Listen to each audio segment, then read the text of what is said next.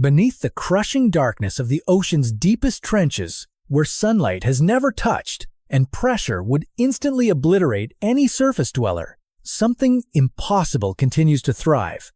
Something that was supposed to have vanished over 10,000 years ago in a single catastrophic day and night.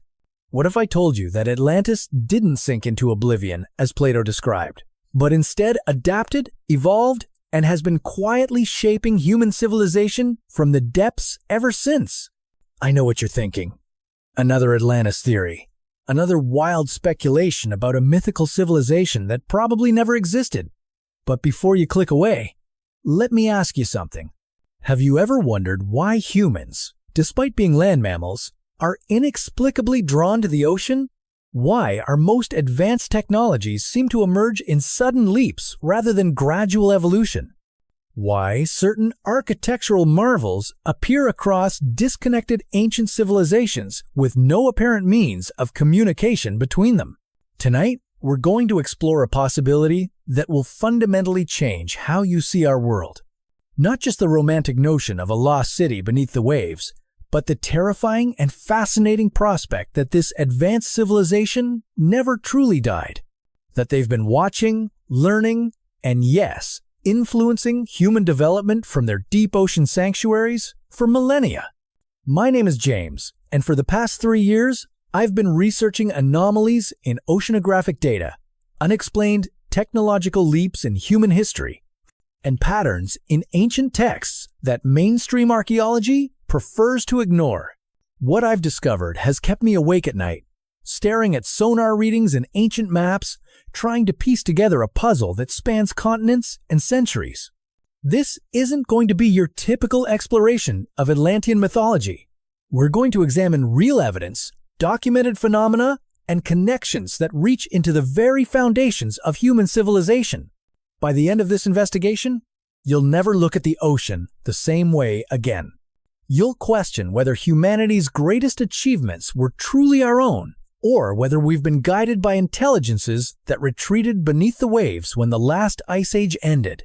What happened that day when Atlantis supposedly first? We need to understand what really vanished forever. Picture this. It's approximately 9,600 BCE. The world is emerging from the last ice age. Sea levels are rising rapidly, and coastal civilizations are scrambling to adapt. According to Plato's account, Atlantis was a maritime empire unlike anything the world had ever seen. They possessed technology that wouldn't be matched for thousands of years, if ever. They had mastered metallurgy, engineering, and navigation to degrees that seem impossible for their time period. Then, in a single day and night, it was gone, swallowed by earthquakes and floods, disappearing beneath the Atlantic Ocean as if it had never existed. But here's where the traditional narrative falls apart. Plato's account, detailed as it is, reads less like mythology and more like a historical report. He provides specific dates, geographic references, and technological descriptions that align remarkably well with what we now know about advanced prehistoric civilizations. More importantly, he presents it not as a fable, but as historical fact passed down through Egyptian priests. Now, conventional wisdom tells us that if Atlantis existed, it's gone. Destroyed completely. Case closed. But what if that's exactly what they wanted us to think?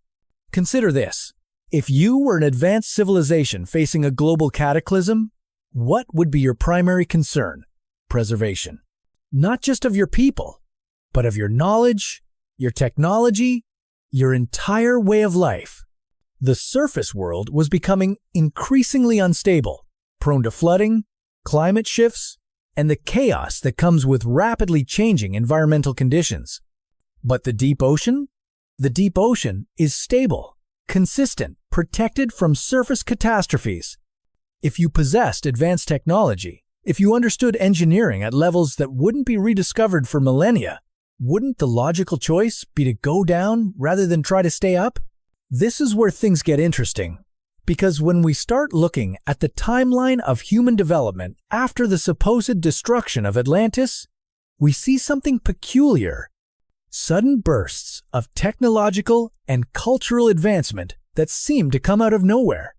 Around 8000 BCE, just 1500 years after Atlantis allegedly vanished, we see the emergence of sophisticated agricultural techniques across multiple continents simultaneously.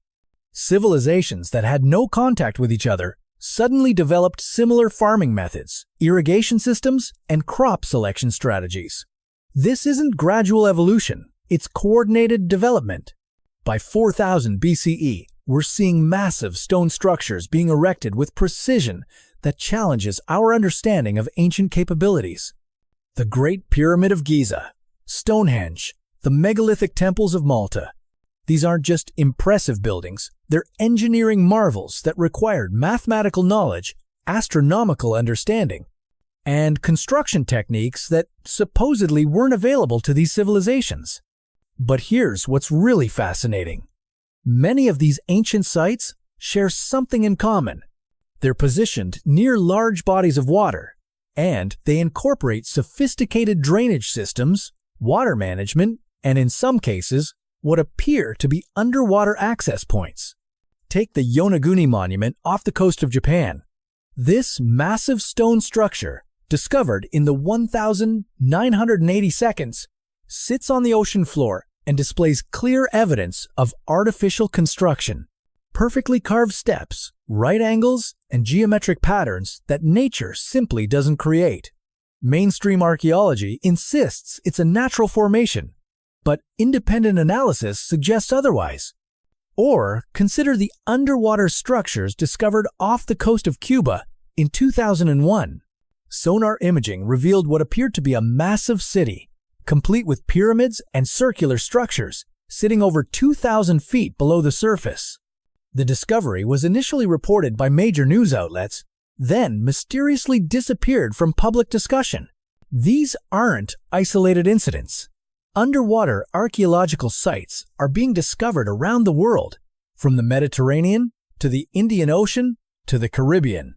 Each discovery is either dismissed, covered up, or explained away as natural formations or recent human activity. But what if they're not recent at all? What if these underwater structures are evidence of ongoing Atlantean civilization, proof that they didn't disappear but simply relocated to an environment where they could continue their development undisturbed? This brings us to one of the most compelling aspects of the surviving Atlantis theory, the influence factor. If an advanced civilization has been living in our oceans for over 10,000 years, observing human development from their deep-sea cities, they would have had ample opportunity to guide our progress.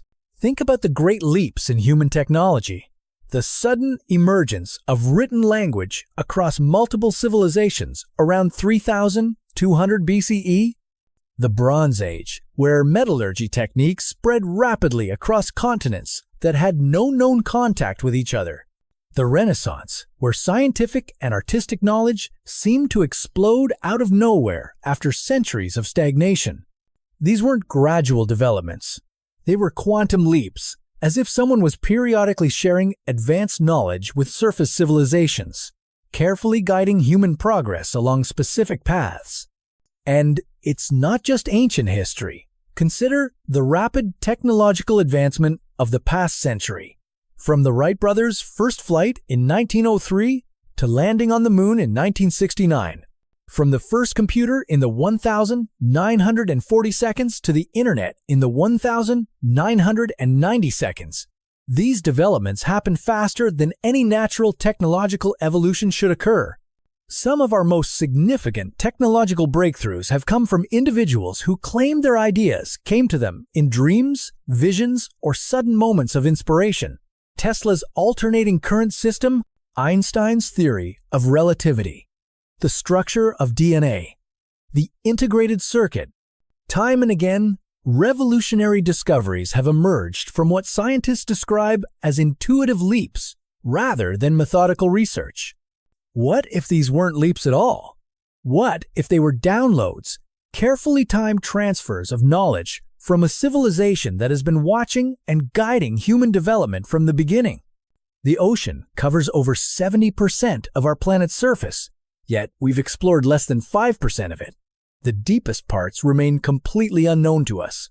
We know more about the surface of our own oceans in Mars than we do about the bottom, that vast unexplored territory. Entire civilizations could exist without our knowledge.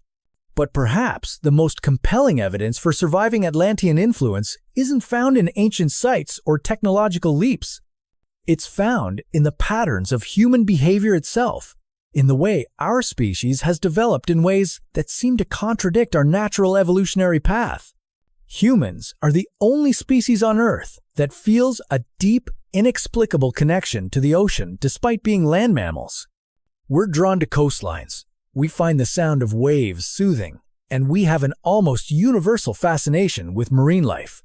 From an evolutionary standpoint, this makes no sense unless there's something in our collective memory, some ancestral connection to oceanic civilization. We also display behaviors that suggest we're being subtly guided towards specific goals.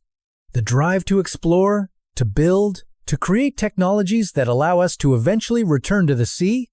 Every major human civilization has developed boats, submarines, and underwater exploration technology, as if we're unconsciously trying to reunite with something we've lost.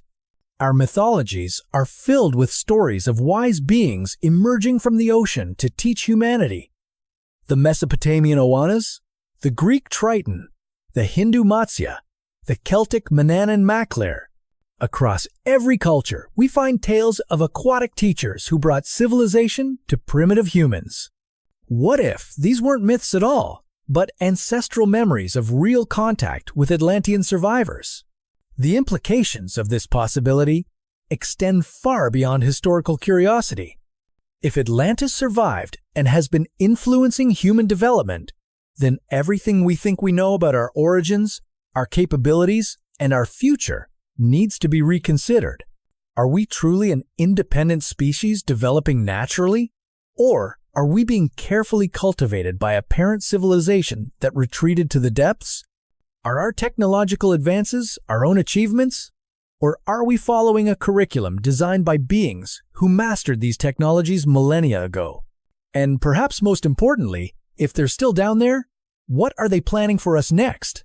The evidence becomes even more unsettling when we examine the ocean itself, because there are phenomena occurring in our seas that mainstream science struggles to explain. Phenomena that suggest intelligence, organization, and technology operating beneath the waves.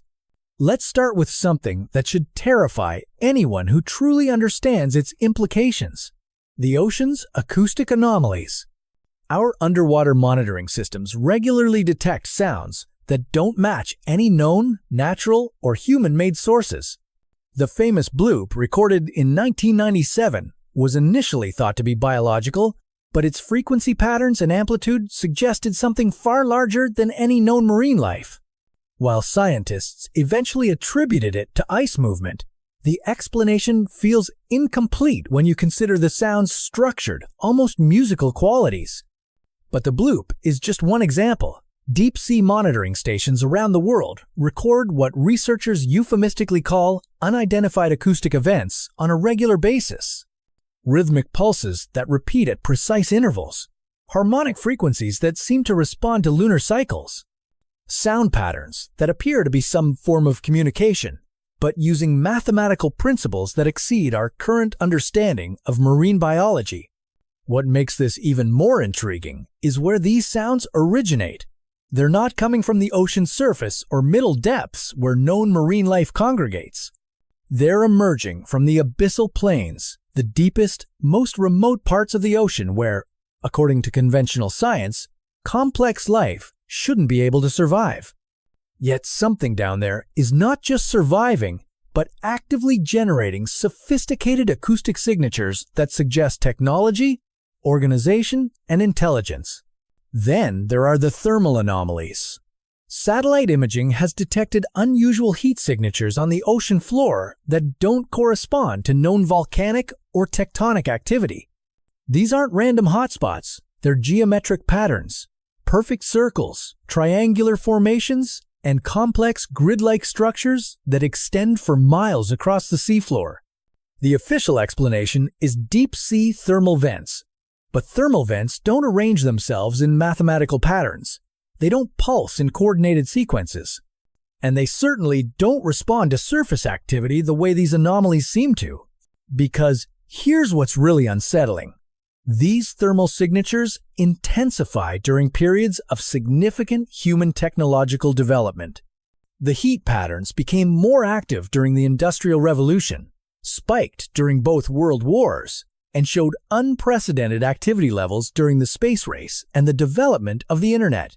It's as if something beneath the ocean is responding to, or perhaps even directing, major leaps in human progress. But perhaps the most compelling evidence comes from an unexpected source: marine life behavior. Over the past several decades, researchers have documented increasingly organized patterns in ocean wildlife that suggest external guidance. Whale migration routes have been changing in ways that don't correspond to climate shifts or food availability. Instead, they're forming complex geometric patterns that span entire ocean basins. Dolphin pods have been observed engaging in synchronized behaviors that serve no apparent biological purpose, but create intricate formations visible from satellite imagery. Most remarkably, deep-sea creatures that should have no awareness of surface conditions have been displaying coordinated responses to human activities. When major shipping routes change, abyssal fish populations adjust their territories accordingly. When underwater cables are laid, marine life patterns shift to accommodate the new infrastructure, often before the installation is complete. This isn't random adaptation. This is orchestrated behavior that suggests a controlling intelligence with knowledge of human plans and activities. The technology angle becomes even more fascinating when we examine humanity's relationship with water-based innovations. Every major technological breakthrough in human history has been preceded by unexplained advances in maritime technology. Before the Bronze Age, humans suddenly developed sophisticated boat-building techniques that allowed for long-distance ocean travel. Before the scientific revolution, navigation instruments appeared that were far more advanced than the mathematical knowledge of the time should have permitted. Before the Industrial Revolution, underwater salvage techniques emerged that shouldn't have been possible without modern diving equipment. It's as if someone has been systematically upgrading human maritime capabilities, preparing us for each new phase of development. Consider the submarine. The concept appeared simultaneously in multiple countries during the early 1600s, despite no known communication between inventors. The designs were remarkably similar, incorporating engineering principles that weren't formally understood until centuries later. How did isolated inventors across different continents develop nearly identical solutions to underwater travel? Or look at sonar technology. While we credit its development to World War-era research, the basic principles appeared in various forms throughout history, often described by individuals who had no formal training in acoustics or underwater physics. They claimed the knowledge came to them in dreams or sudden inspiration. The same pattern repeats with underwater photography, deep-sea diving equipment, and ocean exploration vehicles. Revolutionary technologies appearing suddenly, often to multiple inventors simultaneously, incorporating knowledge that exceeds the supposed scientific understanding of the time, but the influence extends beyond technology into the realm of human consciousness itself. Throughout history, coastal civilizations have displayed characteristics that inland populations lack: enhanced spatial reasoning, advanced mathematical understanding, and intuitive grasp of complex engineering principles. The ancient Greeks, despite being primarily a maritime culture, developed geometry and physics concepts that wouldn't be formally proven until the modern era. The Phoenicians created navigation techniques that rivaled GPS in accuracy, using methods that modern sailors struggle to replicate. The Polynesians traversed thousands of miles of open ocean with precision that defies explanation, reading wave patterns and celestial movements in ways that suggest access to advanced oceanographic knowledge. These weren't gradual developments learned through trial and error. They were sophisticated systems that appeared fully formed, as if downloaded directly into human consciousness. Modern neuroscience has discovered something equally intriguing. Humans exposed to certain underwater environments show increased activity in brain regions associated with enhanced cognitive function. Deep-sea divers report experiencing moments of extraordinary clarity and problem-solving ability while at depth. Submarine crews often describe collective insights that lead to technological breakthroughs.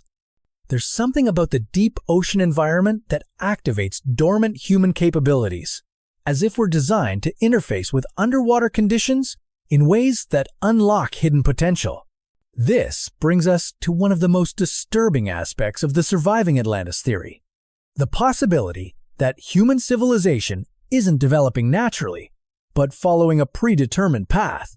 If you examine the trajectory of human progress, certain patterns emerge that suggest external guidance. We develop technologies in a specific sequence: agriculture, metallurgy, writing, navigation, engineering, electricity, electronics, space travel, and now artificial intelligence. Each phase builds on the previous one, creating a clear progression toward what appears to be a specific goal: the ability to explore and eventually inhabit the deep ocean. Our current technological development is leading us inexorably toward advanced underwater capabilities. We're creating pressure-resistant materials, developing underwater cities, building submarines that can reach the deepest ocean trenches, and designing life support systems for extreme aquatic environments. It's as if we're being guided toward rejoining something in the depths, preparing for a reunion with a parent civilization that has been patiently waiting for us to develop the technology necessary for contact. But here's what keeps me awake at night. What happens when we finally develop the capability to explore the deep ocean thoroughly? What happens when our technology becomes advanced enough to detect and interact with whatever is down there? Because if Atlantis survived, if they've been guiding human development for over 10,000 years, then they've been preparing for something. They've been working toward a specific outcome that requires human civilization to reach a particular level of technological and social development. The question isn't whether they're still down there. The evidence suggests they are. The question is what they want from us and whether humanity is ready for what comes next. The timeline of human development reveals another disturbing pattern when examined through the lens of oceanic influence. Every major evolutionary leap in human civilization coincides with unexplained changes in ocean behavior. During the Neolithic Revolution, when humans first began developing agriculture around 10,000 BCE, ocean currents shifted in ways that don't align with known climate patterns. These changes created new coastal environments perfectly suited for the development of farming communities. The timing is too precise to be coincidental. The Bronze Age emergence around 3,200 BCE corresponds with documented changes in deep-sea mineral deposits.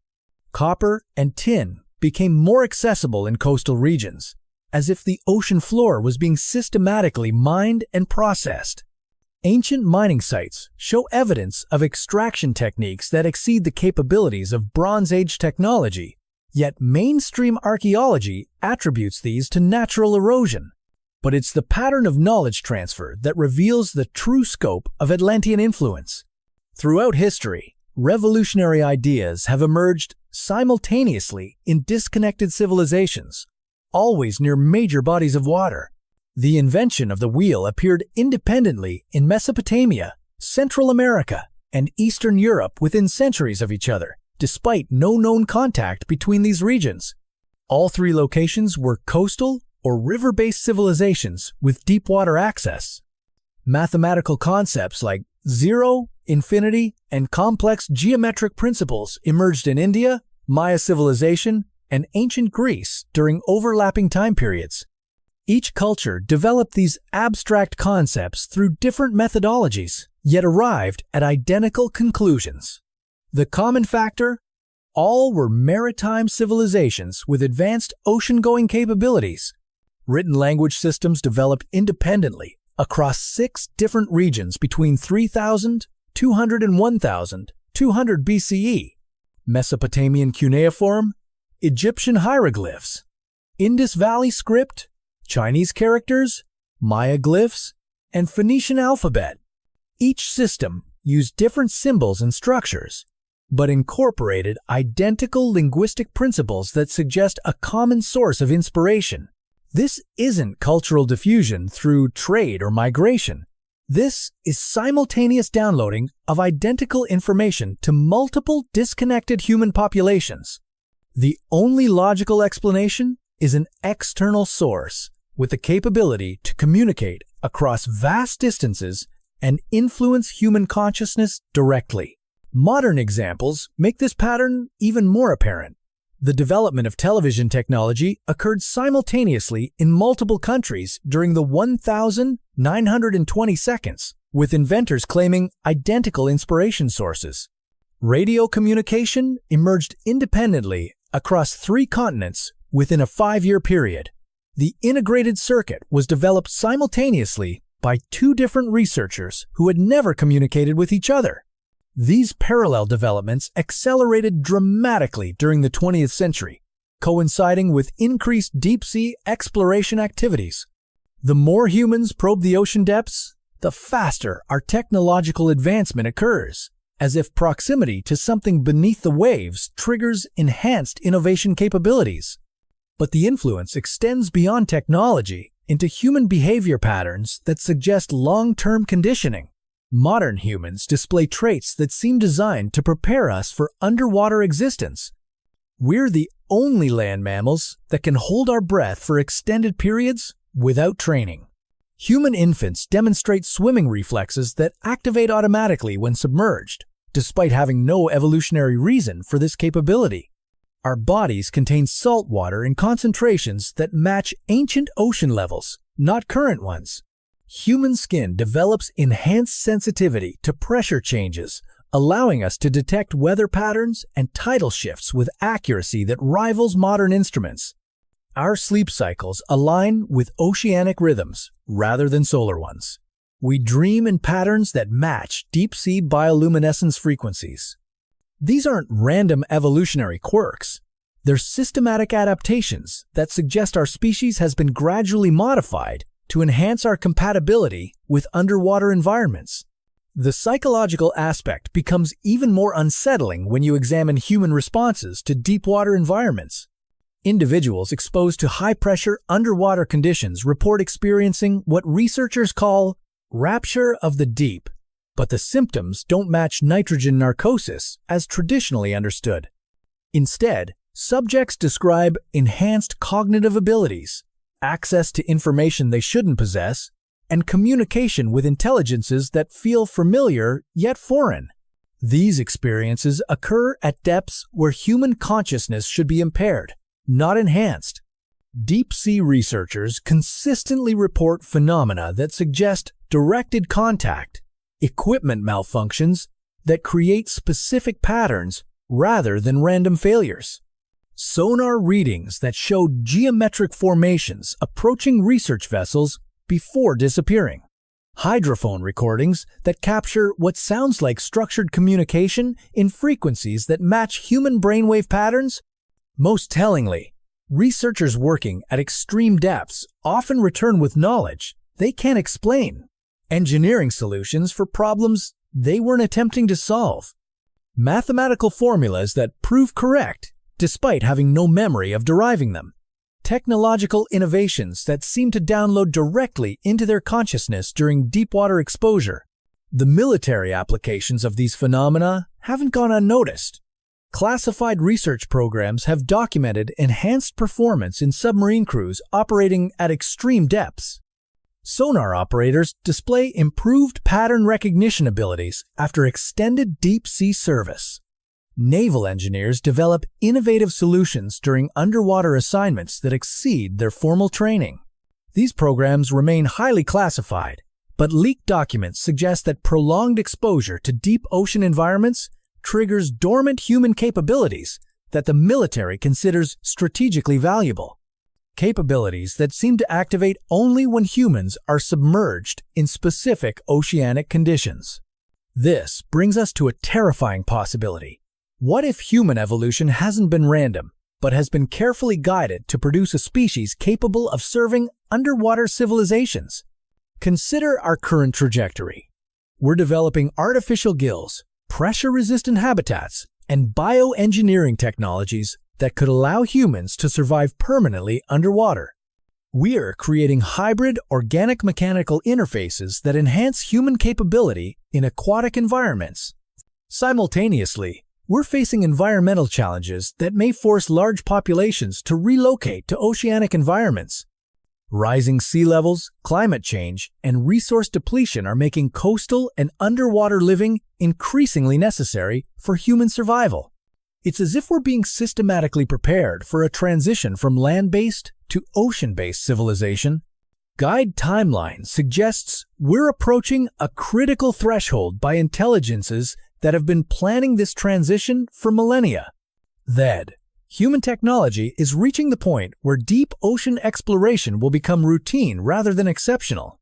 Within decades, we'll have the capability to establish permanent underwater colonies, to explore the deepest ocean trenches, and to make contact with whatever has been waiting for us in the depths. But are we being prepared for cooperation or assimilation? Are we developing these capabilities to join an existing oceanic civilization as equals?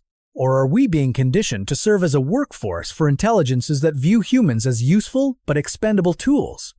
The answer may lie in the acceleration of contact phenomena that researchers have documented over the past decade. Deep-sea encounters are becoming more frequent, more obvious, and more interactive. Whatever has been hiding in our oceans is becoming less concerned with maintaining secrecy. Recent sonar data shows massive underwater structures that appear and disappear from scanning systems as if they exist in phases or dimensions that our technology can only partially detect. These structures are geometric, clearly artificial, and operate according to physics that exceed our current understanding. Marine life patterns have shifted dramatically, forming configurations that serve no biological purpose but create clear messages visible from satellites. Whale songs have incorporated new frequencies that match human communication patterns. Dolphin pods have begun approaching human settlements with what appears to be deliberate intent rather than natural curiosity. The ocean itself seems to be preparing for something. Deep-sea thermal activity has increased exponentially, creating new underwater landscapes that appear designed for habitation. Ocean chemistry is shifting in ways that would make underwater breathing more feasible for modified human physiology. We're witnessing the final phase of a process that began over 10,000 years ago when Atlantis first retreated beneath the waves. They didn't disappear. They evolved, adapted, and have been systematically preparing both themselves and humanity for an eventual reunion. The question that haunts me is whether this reunion will represent humanity's greatest achievement or our final surrender. Because if we've been guided, shaped, and conditioned by oceanic intelligences for our entire recorded history, then everything we think we know about human independence and free will may be an elaborate illusion. We may not be the masters of our own destiny, but rather the products of the most sophisticated long-term manipulation program ever conceived. And we're rapidly approaching the moment when that manipulation transitions from subtle influence to direct control. The evidence becomes even more chilling when we examine what's been happening to our planet's magnetic field. Scientists have documented unprecedented fluctuations in Earth's magnetic poles, changes that coincide precisely with increased deep-sea thermal activity. But here's what they're not telling you. These magnetic shifts follow patterns that suggest artificial manipulation. Earth's magnetic field isn't just randomly wandering. It's being systematically adjusted, fine-tuned in ways that affect human consciousness and behavior on a global scale. Studies have shown that magnetic field variations directly impact human brain function. influencing everything from creativity to aggression levels to our ability to process complex information. If Atlantean civilization possesses the technology to manipulate planetary magnetic fields, they essentially control a switch that can alter human consciousness at will. They can make us more receptive to new ideas during periods of technological advancement, more compliant during times of social change, or more aggressive when conflict serves their purposes. The timing of major historical events aligns perfectly with documented magnetic field anomalies. The Renaissance period, the Age of Exploration, the Industrial Revolution, both world wars, the space race, the digital revolution.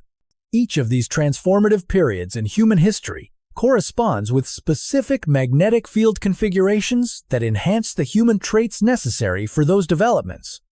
We're not just being influenced through direct contact or technological downloads. We're being controlled through manipulation of the very forces that govern human consciousness itself. This level of control becomes even more apparent when you examine the locations where human civilization has flourished. Every major cultural center throughout history has been positioned at specific magnetic convergence points where Earth's field creates optimal conditions for enhanced human cognitive function. Ancient Athens, Rome, Alexandria, Baghdad, Florence, London, New York. These aren't random locations where civilization happened to develop. They're carefully selected sites where magnetic field conditions naturally amplify human intelligence and creativity. Sites that were likely chosen by intelligences with detailed knowledge of how Earth's magnetic properties affect human brain function. But the manipulation extends beyond consciousness into the realm of human genetics itself. Recent advances in DNA analysis have revealed something that challenges everything we thought we knew about human evolution. Humans possess genetic sequences that don't exist in any other terrestrial species. Sequences that appear to be artificially inserted rather than naturally evolved. These genetic anomalies are concentrated in regions of the brain associated with abstract thinking, pattern recognition, and the ability to interface with complex technological systems. Most remarkably, these genetic modifications become more pronounced in populations that have historically lived near large bodies of water. Coastal populations display enhanced versions of these sequences, as if proximity to oceanic environments triggers genetic activation. The implications are staggering. If human genetics have been artificially modified to enhance our compatibility with underwater technologies and environments, then our species may have been designed from the beginning to serve as an interface between terrestrial and oceanic civilizations. We're not just being guided or influenced. We may literally be living technology, biological constructs created to bridge the gap between surface and deep sea environments. This theory gains terrifying credibility when you examine the acceleration of genetic modifications in modern human populations. Over the past century, humans have developed new capabilities at a rate that defies natural evolution. We're seeing increased lung capacity in young adults who have never been trained in breath-holding techniques, enhanced pressure tolerance in individuals who have never been exposed to high-pressure environments, improved night vision and acoustic sensitivity in populations living near deep water. These aren't gradual evolutionary adaptations. They're systematic genetic upgrades occurring within single generations, suggesting active modification of human DNA by external forces with advanced biotechnology. The medical establishment attributes these changes to improved nutrition and healthcare, but the patterns don't match those explanations. The modifications are too specific, too directed toward underwater functionality to be random improvements in human health. We're witnessing the final phase of a genetic engineering project that has been running for thousands of years, systematically upgrading human capabilities to prepare us for life in oceanic environments. But perhaps the most disturbing aspect of this genetic modification program is what it reveals about human reproduction and child development. Children born in the past 2 decades display traits that shouldn't exist according to our understanding of human genetics. Newborns are demonstrating swimming abilities that typically take months to develop. Toddlers are showing intuitive understanding of water pressure and buoyancy principles. Young children are displaying enhanced mathematical abilities specifically related to three-dimensional navigation and acoustic pattern recognition. These aren't learned behaviors. They're hardwired capabilities that suggest human genetics are being actively modified to produce individuals optimized for underwater existence. School systems around the world have documented increased numbers of children who seem naturally drawn to marine biology, underwater archaeology, and deep-sea engineering. These children display knowledge and interests that exceed their educational exposure, as if they're accessing information from sources beyond their conscious awareness. Child psychologists report unprecedented numbers of young patients describing detailed dreams about underwater cities, advanced submarine technologies, and communication with aquatic intelligences. These aren't typical childhood fantasies about mermaids and sea creatures. They're sophisticated technical descriptions of underwater civilizations that incorporate engineering principles these children shouldn't understand. Most unsettling of all, these children often demonstrate abilities that suggest direct neural interface with unknown technologies. They can predict weather patterns by sensing water pressure changes. They navigate underwater environments with precision that exceeds trained divers. They communicate with marine life in ways that appear to involve actual information exchange rather than simple animal interaction. We're not just witnessing genetic modification. We're seeing the emergence of a new type of human, one designed specifically for interaction with oceanic civilizations. The educational system itself may be part of this preparation program. Curriculum changes over the past decades have systematically emphasized subjects that enhance underwater compatibility, while de-emphasizing skills that promote terrestrial independence. Mathematics education now focuses heavily on three-dimensional modeling and fluid dynamics. Science programs prioritize marine biology and oceanography over land-based ecology. Engineering courses emphasize pressure resistance and underwater construction techniques. Meanwhile, traditional skills like agriculture, land-based construction, and terrestrial navigation are being phased out of standard curricula. It's as if the education system is systematically preparing young humans for life in environments where land-based skills will be irrelevant. The psychology of this educational shift reveals the sophistication of the manipulation program. Rather than forcing unwanted changes, the system creates desire for oceanic knowledge by making underwater subjects seem exciting, mysterious, and technologically advanced while presenting land-based skills as outdated and primitive. Children naturally gravitate toward the oceanic subjects because they've been designed to find them inherently appealing. They're not being forced to prepare for underwater life. They're being programmed to want it. This psychological manipulation extends into popular culture, where oceanic themes have become increasingly prominent across all forms of media. Movies, television shows, video games, and literature consistently portray underwater environments as advanced, peaceful, and desirable, while depicting surface civilizations as polluted, chaotic, and doomed. The messaging is subtle but persistent. The future belongs to those who embrace oceanic existence, while those who cling to terrestrial life are destined for extinction. But the influence runs deeper than entertainment.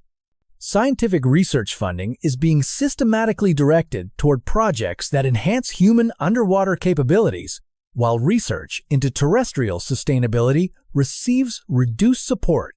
Billions of dollars flow into underwater habitat development, pressure-resistant materials, research, and human genetic modification programs designed to enhance aquatic functionality. Meanwhile, projects focused on restoring terrestrial environments or developing sustainable land-based technologies struggle for funding. The resource allocation suggests that powerful interests have already decided humanity's future lies beneath the waves and they're systematically dismantling our connection to terrestrial existence while building the infrastructure for mass oceanic migration.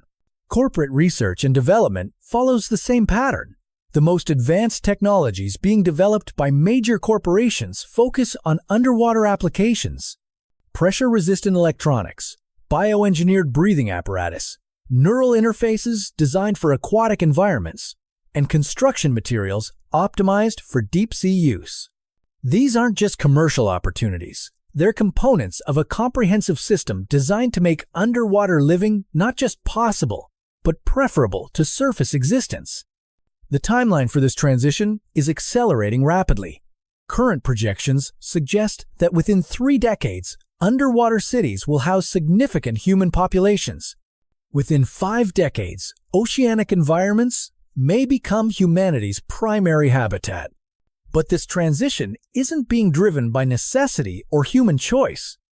It's the culmination of a manipulation program that has been guiding human development for millennia, systematically preparing our species for integration into an existing oceanic civilization. The question that terrifies me isn't whether this integration will occur. The evidence suggests it's inevitable, already too far advanced to reverse.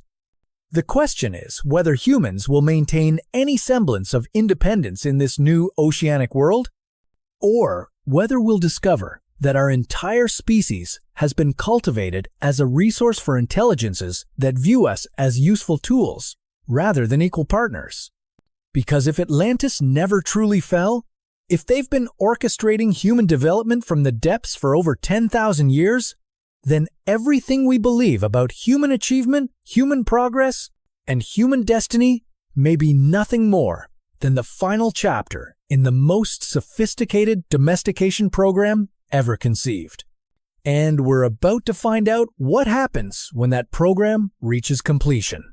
The signs are accelerating now, becoming impossible to ignore for those who know what to look for.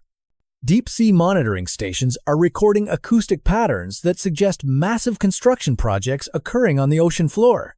Satellite imagery shows geometric formations appearing overnight in previously empty oceanic regions.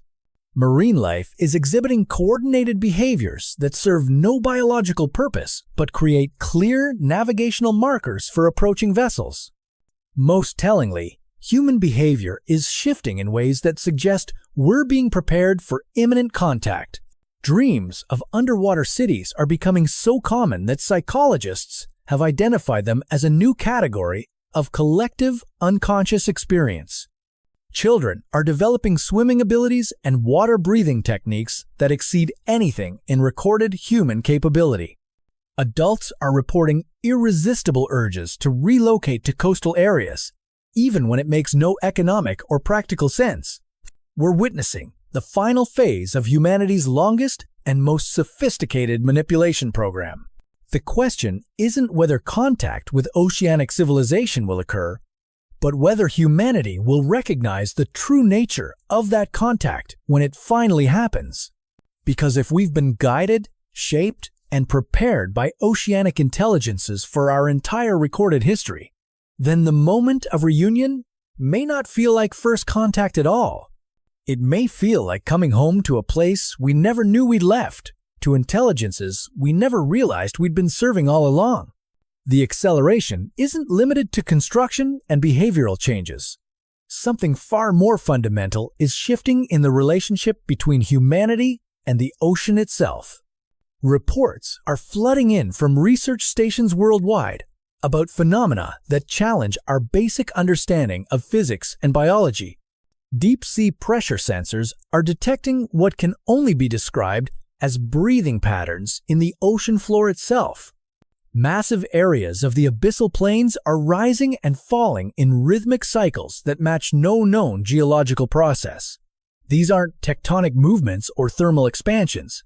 They're coordinated, purposeful motions that suggest the ocean floor has become somehow alive, or perhaps has always been alive and we're only now developing the technology sensitive enough to detect it. Marine biologists are documenting unprecedented changes in ocean ecosystems that seem to be preparing for something. Coral reefs are growing in geometric patterns that serve no evolutionary purpose, but create perfect foundations for large-scale construction. Deep-sea organisms are migrating to form living infrastructure, building biological networks that span ocean basins. Fish populations are organizing into formations that look suspiciously like welcoming committees. But it's the changes in ocean chemistry that should concern us most. The water itself is becoming more hospitable to human physiology. Oxygen levels in deep-sea environments are increasing in ways that don't align with any known biological or chemical processes. Salt concentrations are shifting to match human blood chemistry. Temperature gradients are stabilizing at levels that would allow for comfortable human habitation without technological assistance. The ocean is literally transforming itself into an environment where humans can survive, even thrive, without the bulky life support systems we've always assumed would be necessary for underwater living. This transformation is happening too quickly and too systematically to be natural. Something with advanced knowledge of human physiology is actively modifying oceanic conditions to accommodate our biological requirements. The ocean isn't just becoming more hospitable to humans by accident. It's being deliberately prepared for mass human habitation. Underwater archaeologists working at recently discovered sites report finding chambers that seem designed for air-breathing creatures, despite being located at depths where air pockets shouldn't exist. These chambers maintain perfect atmospheric pressure and contain oxygen concentrations that would sustain human life indefinitely. They're not ancient ruins gradually filling with water. They're newly constructed facilities built specifically for human occupation. Construction crews working on offshore projects describe encountering materials that shouldn't exist. Metal alloys with properties that exceed anything in our periodic table. Crystalline structures that generate their own energy and maintain perfect structural integrity under crushing deep-sea pressures. Building techniques that allow for rapid assembly of massive structures using principles that our engineers can observe but not replicate. These materials aren't being manufactured by human technology. They're appearing at construction sites as if delivered by invisible supply chains operated by civilizations with capabilities far beyond our own. The timeline for human integration into oceanic environments is accelerating beyond all projections. What researchers predicted would take decades is happening in years. What should require years is occurring in months. The infrastructure for underwater human civilization is being built at a pace that suggests unlimited resources and technologies that can manipulate matter at the molecular level.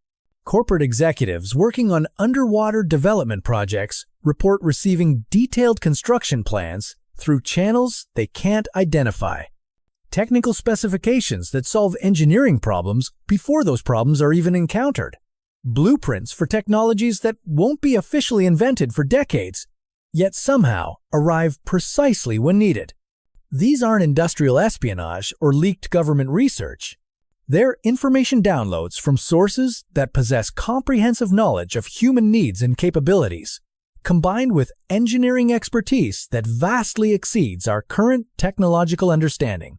The military implications haven't gone unnoticed by defense establishments worldwide. Classified reports describe encounters with underwater vessels that demonstrate capabilities beyond any known human technology. These craft move through water as easily as aircraft move through air, generate no detectable propulsion signatures, and seem immune to the pressure and temperature extremes that would destroy conventional submarines. Naval forces have documented attempts to intercept or communicate with these vessels, but the encounters follow a consistent pattern. The craft allow themselves to be detected, permit observation from a safe distance, then disappear using methods that suggest they can phase in and out of our physical reality at will. These aren't threatening gestures or hostile actions. They're demonstrations, carefully controlled exhibitions designed to show human military forces that oceanic civilizations possess overwhelming technological superiority while maintaining a non-aggressive posture. The message is clear. Resistance would be futile. But resistance isn't necessary because the oceanic intelligences don't seek conquest. They seek integration. Intelligence agencies have compiled evidence suggesting that key figures in human government, science, and industry have been in communication with oceanic representatives for decades. These communications don't involve traditional diplomatic channels or formal negotiations. Instead, they occur through dreams, meditative states, and altered consciousness experiences that leave participants with detailed knowledge they shouldn't possess. Political leaders make policy decisions that benefit oceanic development projects without understanding why those decisions seem so obviously correct. Scientists pursue research directions that lead inevitably toward underwater applications without remembering what inspired their initial interest. Corporate executives invest in oceanic technologies based on intuitions that prove remarkably accurate despite contradicting conventional market analysis. The influence operates below the threshold of conscious awareness, but its effects are undeniably systematic and coordinated. Financial markets reflect this hidden influence through investment patterns that make no sense according to traditional economic analysis. Trillions of dollars flow toward oceanic development projects, while terrestrial industries receive reduced investment despite showing greater short-term profitability. Stock prices for underwater technology companies rise without corresponding increases in revenue or proven capabilities. Venture capital flows toward marine research projects that haven't demonstrated practical applications. Government contracts for oceanic exploration receive funding approval despite lacking clear objectives or measurable outcomes. The global economy is being systematically restructured to support massive underwater development, as if financial markets are responding to information that isn't available through conventional channels. Currency systems themselves are showing signs of preparation for oceanic economic integration. Digital payment platforms are incorporating features that would be necessary for underwater commerce, but serve no current purpose for surface-based transactions. Banking protocols are being modified to handle resource exchanges that don't match any known terrestrial economic models. These changes are being implemented by programmers and financial engineers who describe receiving inspiration for modifications they can't fully explain, solutions to problems they weren't consciously trying to solve. The entire human economic system is being quietly prepared for integration with oceanic civilizations that operate according to resource distribution methods far more advanced than our current monetary systems. Agricultural research is shifting focus toward food production methods that would be essential for underwater civilizations. Hydroponic systems, algae cultivation, and protein synthesis from marine sources are receiving massive research investment, while traditional farming receives reduced support. Food scientists are developing nutrition systems that would sustain human populations in oceanic environments where conventional agriculture is impossible. These aren't theoretical research projects exploring distant possibilities. They're practical development programs with implementation timelines suggesting imminent deployment.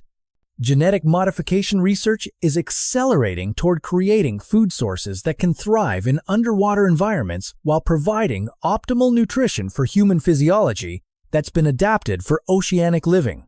The global food system is being systematically prepared to support human populations that will be living permanently underwater within decades rather than centuries.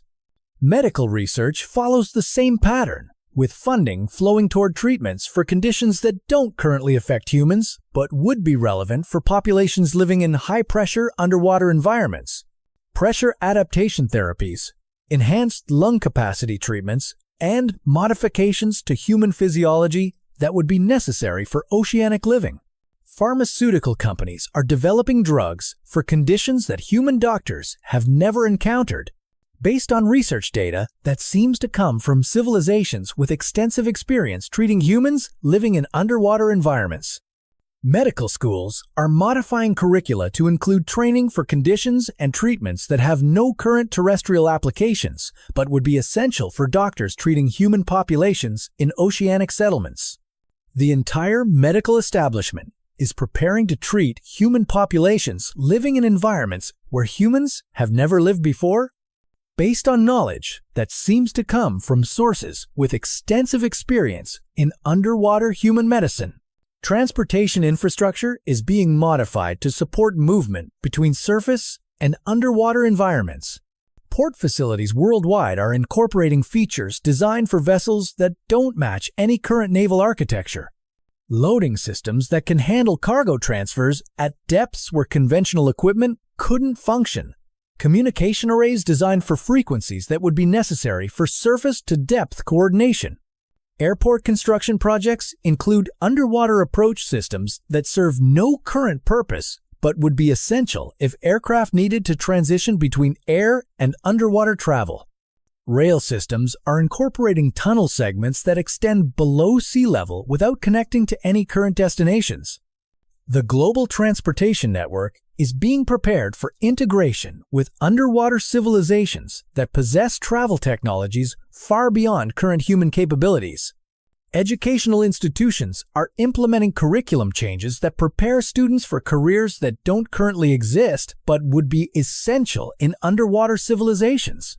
Marine engineering programs that teach construction techniques for environments humans have never built in. Communication systems designed for underwater networks that operate on principles not found in current technology textbooks.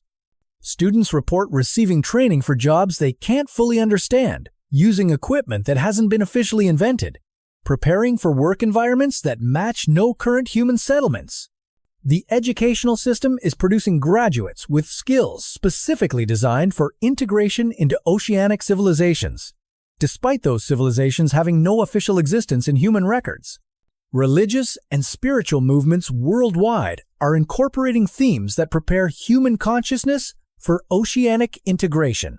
Meditation techniques that enhance underwater awareness. Spiritual practices that promote communication with aquatic intelligences. Theological frameworks that present oceanic existence as humanity's natural destiny. These aren't traditional religious teachings adapted for modern concerns. They're entirely new spiritual movements that seem designed to make oceanic integration feel like spiritual fulfillment rather than technological subjugation. The human psyche is being systematically prepared to embrace underwater existence as a return to our true nature rather than an abandonment of terrestrial life. Art, literature, and entertainment continue to reinforce these themes with increasing intensity. Every medium of human creative expression now consistently portrays oceanic environments as advanced, peaceful, and desirable while depicting surface civilizations as primitive, violent, and unsustainable. The cultural programming is so thorough and consistent that most humans now unconsciously assume oceanic living represents evolution and progress, while terrestrial existence seems regressive and doomed. Children growing up in this cultural environment naturally desire oceanic integration because every influence in their environment presents it as humanity's obvious and desirable future. The sophistication of this cultural manipulation program demonstrates planning and execution capabilities that exceed anything in recorded human history. It's been implemented simultaneously across all human societies, in all languages, through all media platforms, with consistency that suggests centralized coordination by intelligences with comprehensive understanding of human psychology and behavior modification techniques. We're not just witnessing preparation for oceanic integration. We're experiencing the final phase of the most comprehensive psychological conditioning program ever implemented, designed to make humanity species relationship with terrestrial existence, early embrace a transition that will fundamentally alter The program's success is evident in human responses to oceanic integration proposals. Rather than resistance or concern about abandoning terrestrial life, most humans now express enthusiasm about underwater living opportunities.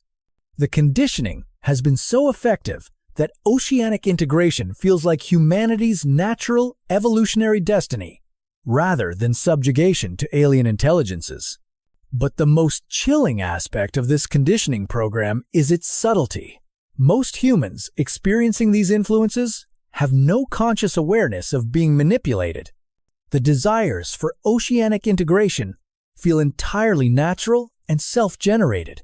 We're not being forced into underwater existence through coercion or threat. We're being programmed to want it, to choose it voluntarily, to embrace it as our own decision. The oceanic intelligences haven't conquered humanity through force. They've achieved something far more complete. They've made us complicit in our own transformation. The speed at which this transformation is occurring should alarm anyone paying attention to the timeline. What took millennia to establish is now being implemented in decades. The careful, gradual conditioning that shaped human civilization over thousands of years has accelerated into an urgent, almost desperate push toward completion. Why the sudden rush? What has changed that requires this ancient plan to reach fruition within our lifetimes, rather than over several more generations?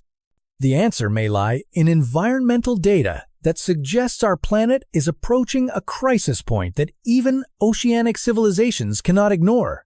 Deep-sea monitoring stations have detected unprecedented changes in ocean floor stability that indicate massive geological shifts are imminent.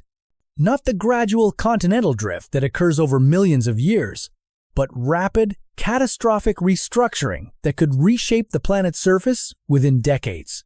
Seismic data reveals stress patterns beneath the ocean floor that match no known geological phenomenon. These aren't random earthquake precursors or volcanic activity.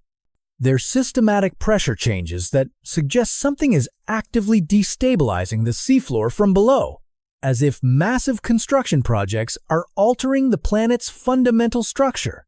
If oceanic civilizations have been preparing for a planetary transformation that will make terrestrial existence impossible, then the acceleration of human integration isn't just about reunion with our supposed creators. It's about species survival during a transition that will fundamentally alter Earth's habitability.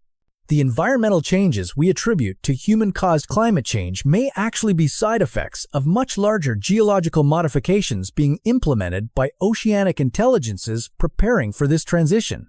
Rising sea levels aren't just melting ice caps. They're the result of controlled flooding designed to expand oceanic territory while gradually submerging coastal human settlements. Ocean acidification isn't just pollution, it's chemical modification of seawater to create optimal conditions for the biological systems that will sustain underwater human populations. Temperature changes aren't just greenhouse effects, they're thermal regulation designed to create uniform environmental conditions that will support the hybrid human-oceanic civilization that's being prepared. What we perceive as environmental crisis may actually be environmental engineering on a planetary scale, implemented by intelligences with the technology and long-term perspective necessary to modify an entire planet's ecosystem. The timing becomes even more ominous when you examine space-based observation data that governments prefer to keep classified. Satellite imagery shows massive geometric formations appearing on the ocean's surface during new moon phases, visible only through infrared and electromagnetic spectrum analysis. These formations span hundreds of miles and demonstrate engineering precision that exceeds anything in human capability. More disturbing, these surface formations appear to be communication arrays, broadcasting signals towards specific coordinates in space that correspond to no known celestial objects in our current astronomical databases. The signals use mathematical progressions that incorporate knowledge of physics beyond our current understanding, suggesting communication with intelligences that possess technology far more advanced than anything on Earth. The oceanic civilizations aren't just preparing for planetary transformation, they're coordinating with external forces that may be directing this entire process from beyond our world.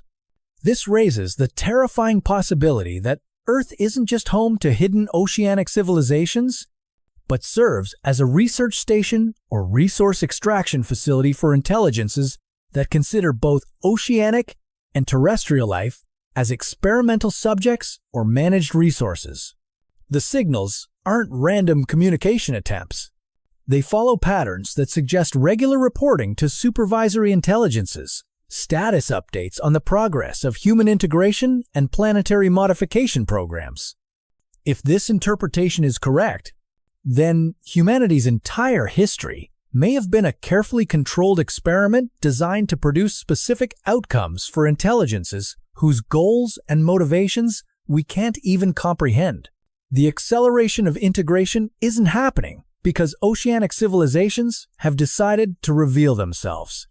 It's happening because the experiment is reaching completion and the results need to be harvested before planetary conditions change in ways that would compromise the data collection process. Military installations worldwide have detected increasing numbers of unidentified aerial phenomena that demonstrate flight characteristics impossible according to our understanding of physics. These craft emerge from oceanic locations, perform aerial maneuvers that seem designed to test human detection and response capabilities, then return to underwater bases that don't appear on any sonar mapping systems. The pattern suggests systematic reconnaissance operations designed to assess human military capabilities and response protocols. But rather than hostile surveillance, these operations feel more like final evaluations, assessments to determine whether human civilization has reached the development level necessary for the next phase of the program. Defense analysts have noted that these craft never demonstrate aggressive behaviors or attempt to interfere with human military operations. Instead, they seem to be cataloging our capabilities, documenting our technological progress, and evaluating our readiness for integration into whatever system they represent. The message is clear. They're not concerned about human resistance because they've already determined that resistance isn't possible. They're simply verifying that we've reached the technological and psychological development level necessary for the transition they've been planning. Corporate research facilities working on advanced underwater technologies report increasing incidents of equipment that functions beyond its design parameters. Pressure-resistant materials that perform better than theoretical limits should allow. Communication systems that establish connections through methods not incorporated in their original design. Construction equipment that assembles structures using techniques not programmed into their control systems. The technology isn't just being improved through normal research and development. It's being systematically upgraded by external intelligences who have access to human manufacturing systems and can modify equipment without leaving detectable traces of interference. This technological enhancement extends beyond individual devices into entire industrial systems. Manufacturing facilities report production outputs that exceed their calculated capabilities. Resource extraction operations discover materials that weren't indicated in geological surveys. Transportation networks develop routing efficiencies that optimize for destinations not included in their programming. The entire human industrial system is being quietly modified to support capabilities we haven't officially developed, as if our technology is being prepared for integration with systems that operate according to principles we don't understand. Financial markets continue to show patterns that suggest coordination with intelligence networks that possess comprehensive knowledge of future economic conditions. Investment flows toward projects that won't show returns according to conventional analysis, yet consistently prove profitable through mechanisms that market analysts can't identify. Currency exchange rates fluctuate in ways that benefit underwater development projects while disadvantaging terrestrial industries, despite no apparent market forces driving these changes. Commodity prices shift to favor resources necessary for oceanic construction, while creating shortages in materials essential for land-based development.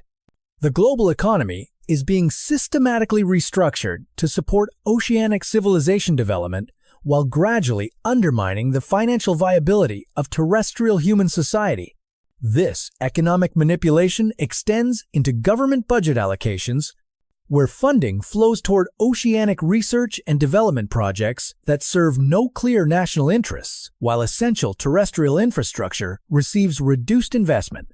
Political leaders approve these budget modifications without apparent awareness of the contradiction between their stated priorities and their actual spending decisions. The influence operates at levels of government decision-making that suggest access to political leadership through methods that bypass normal diplomatic and advisory channels. Educational systems worldwide report students demonstrating knowledge and capabilities that exceed their official curriculum exposure. Children solving complex engineering problems related to underwater construction without receiving relevant training. Teenagers developing intuitive understanding of pressure dynamics and fluid mechanics that typically requires advanced study. Most remarkably, these enhanced capabilities appear selectively in students who show aptitude for oceanic-related subjects while remaining absent in those focused on terrestrial disciplines. The educational system isn't just being modified to support oceanic integration. It's being used as a testing ground to identify individuals with natural compatibility for underwater civilizations, sorting human populations based on criteria that serve oceanic rather than human interests. Medical research facilities document physiological changes in human populations that accelerate far beyond normal evolutionary timescales. Enhanced lung capacity, improved pressure tolerance, modified blood chemistry that functions more efficiently in high-pressure environments. These changes occur most prominently in individuals living near coastal areas or working in marine-related industries, suggesting that proximity to oceanic environments triggers genetic modifications that prepare humans for underwater existence. The human species isn't just being culturally conditioned for oceanic integration. We're being biologically modified to ensure our physiology can survive the transition from terrestrial to underwater existence. But the most unsettling aspect of these modifications is their irreversibility. Individuals who develop enhanced oceanic compatibility lose their ability to function optimally in terrestrial environments. They require higher humidity levels, show increased sensitivity to atmospheric pressure changes, and demonstrate reduced stamina in low-pressure situations. The biological modifications aren't creating humans who can function equally well in both environments. They're creating humans who require oceanic conditions for optimal health and performance. We're not being prepared for a choice between terrestrial and oceanic existence. We're being systematically adapted to a future where oceanic existence is our only viable option. The acceleration of all these programs suggests we're approaching a point of no return where reversal becomes impossible even if we recognize the manipulation and chose to resist it. The modifications to human biology, consciousness, technology, and social systems have reached a level of integration that makes separation from oceanic influence increasingly difficult. Children born today will mature in a world where oceanic integration feels natural and inevitable. They'll possess genetic modifications that make underwater existence comfortable and terrestrial life suboptimal. They'll receive education that prepares them for careers that exist only in oceanic civilizations. They'll grow up in cultures that present underwater living as humanity's destiny. By the time they reach adulthood, the choice between oceanic integration and terrestrial independence will have already been made for them through modifications they had no opportunity to consent to or refuse. The program's completion is no longer a matter of if, but when. And based on the acceleration of all indicators, that completion appears to be scheduled for the very near future. The final phase of humanity's longest manipulation program is beginning. The question that remains isn't whether we can prevent it, but whether we'll recognize what's happening to us before the transformation becomes irreversible. Because once we cross that threshold, once the integration reaches completion, there may be no way back to the terrestrial existence we've known for thousands of years. We'll have become something new, something adapted for oceanic life, something that serves purposes we may never fully understand. The children who grow up in that new world will never know what we've lost, because they'll be designed to thrive in the underwater reality that's being prepared for them. They'll think of oceanic existence as natural and normal, never suspecting that their entire species was systematically modified to serve intelligences that view humanity as a useful resource rather than an independent civilization. And perhaps that's the most sophisticated aspect of this entire program. By the time it's complete, no one will be left who remembers that things could have been different. Human civilization, as we've known it, is ending. What emerges from the depths to replace it may wear familiar faces and speak in familiar voices, but it will be something fundamentally different from the terrestrial species that once walked freely upon the surface of this planet. The transformation is accelerating beyond our ability to track or understand it fully. Each day brings new evidence that we're living through the final phase of the most comprehensive species modification program ever conceived. And we're running out of time to decide whether we'll face this transformation as conscious participants or unconscious subjects in an experiment whose true purpose we may never comprehend.